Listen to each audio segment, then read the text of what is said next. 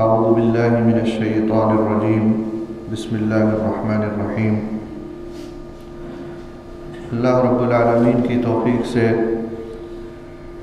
आज हम अपनी इस एक रोज़ा तरबियतगाह का आगाज़ कर रहे हैं, जिसका मोटो हमने रखा है बदलें अपने दिल को, बदलें अपने घर को।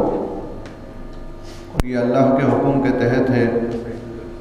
अल्लाह ने फरमाया कि या अय्युहल्लज़ीना आमनू क़ू अनफुसकुम व अहलीकुम नारा, हे लोगों जो ईमान लाए हो, बचाओ अपने आप को और अपने अहल व अयाल को जहन्नम की आग से।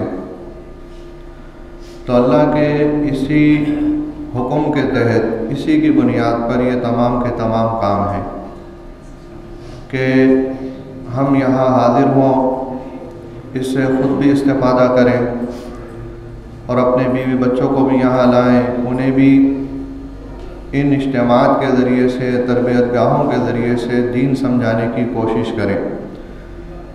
इन तमाम चीज़ों का मकसद और मतलूब यही है। तो इसका हम बाकायदा आगाज़ करते हैं अल्लाह के नाम से, अल्लाह की किताब से। तिलावत कुरान के लिए मैं दावत दूँगा जनाब अब्दुर्रहमान साहब को कि वो तशरीफ़ लाएँ और बाकायदा तिलावत कुरान से इस प्रोग्राम का आगाज़। अऊज़ु बिल्लाहि मिनश्शैतानिर रजीम।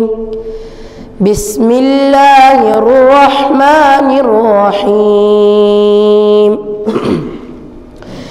या अय्युहल्लज़ीना आमनू क़ू अनफुसकुम व अहलीकुम नारा, क़ू अनफुसकुम व अहलीकुम नारा वक़ूदुहा अन्नासु वल हिजारा अलैहा मलाइकतुन ग़िलाज़ुन शिदादुन ला यअसून अल्लाह मा अमरहुम व यफ़अलून मा युअमरून। या अय्युहल्लज़ीन कफ़रू ला तअतज़िरुल यौम इन्नमा तुजज़ौन मा कुन्तुम तअलमून। इन्नमा तुजज़ौन मा कुन्तुम तअमलून। या अय्युहल्लज़ीना आमनू तूबू इलल्लाहि तौबतन नसूहा, असा रब्बुकुम अन युकफ्फिर अन्कुम सय्यिआतिकुम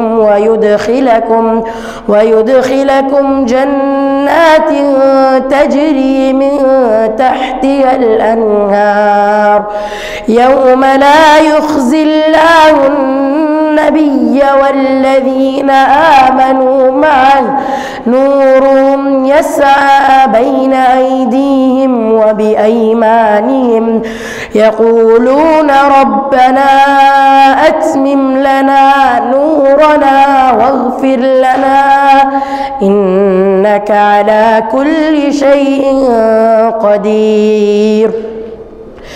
يا أيها النبي جاهد الكفار والمنافقين واغلظ عليهم ومأواهم جهنم وبئس المصير. ضرب الله مثلا للذين كفروا امرأة نوح وامرأة لوط كانتا تحت عبدين من عبادنا صالحين فخانتاهما فلم يغنيا عنهما من الله شيئا وقيل ادخلا النار مع الداخلين.